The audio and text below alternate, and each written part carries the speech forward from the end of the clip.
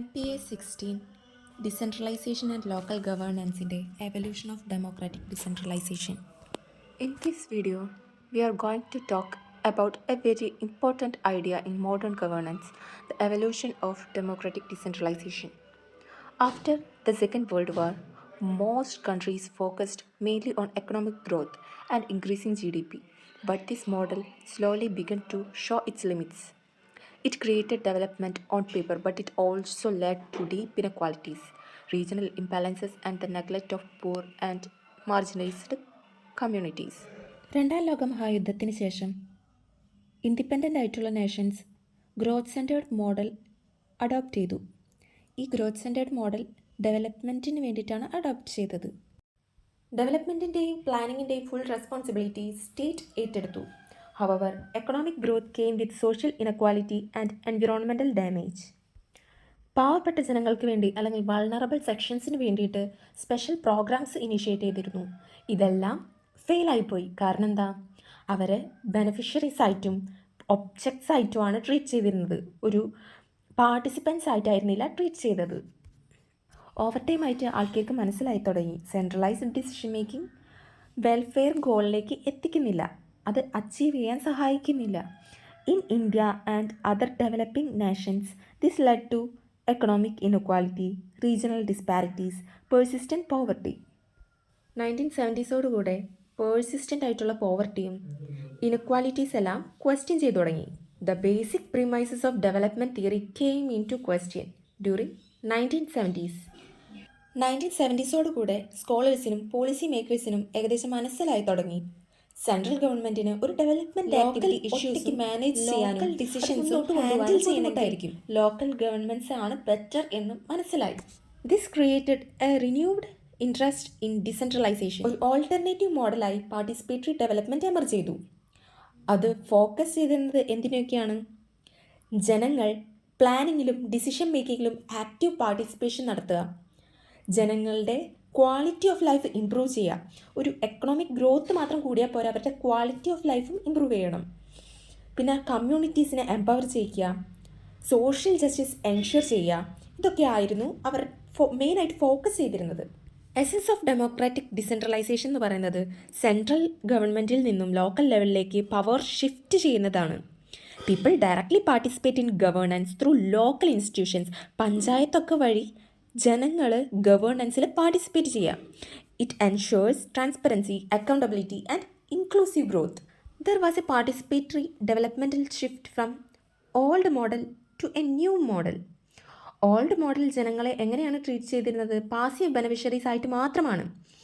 എന്നാൽ പുതിയ model resource control ചെയ്യാനും ഡിസിഷൻ മേക്കിങ്ങിലും പുതിയ ജനങ്ങളെ ആക്റ്റീവ് പാർട്ടിസിപ്പൻസ് ആയിട്ടാണ് ഡിസ്ട്രിബ്യൂട്ട് ചെയ്യുന്നത്. അതേപോലെ റിച്ചും പുവറും തമ്മിൽ, പാവപ്പെട്ടവനും പണക്കാരനും തമ്മിലുള്ളൊരു ഗ്യാപ്പ് ഉണ്ടാവുമല്ലോ, അത് ബ്രിഡ്ജ് ചെയ്തിരുന്നു.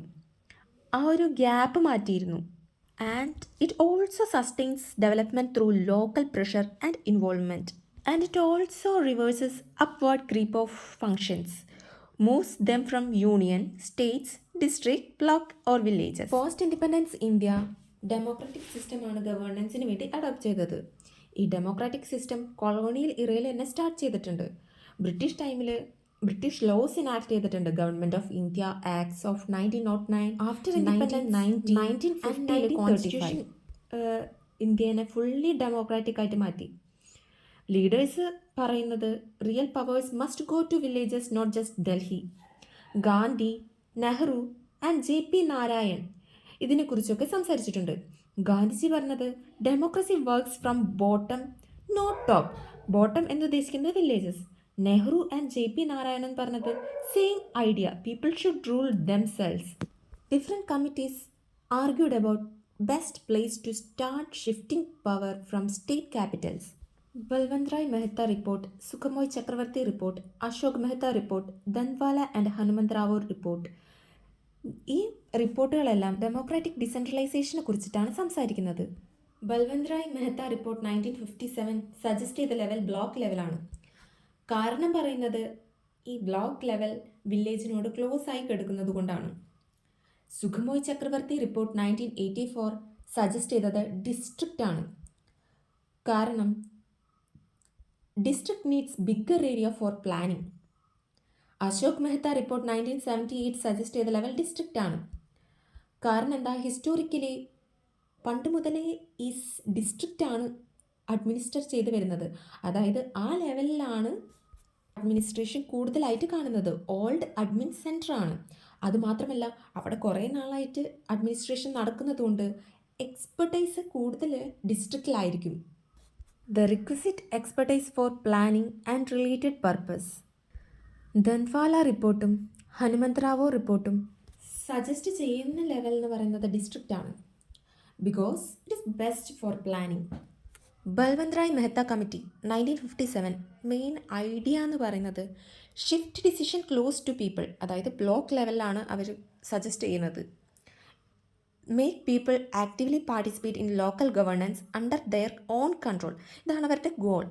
ഇനി Ashok Mehta committee 1978 main idea എന്ന് പറയുന്നത് decentralisation needed for efficient administration at levels near people.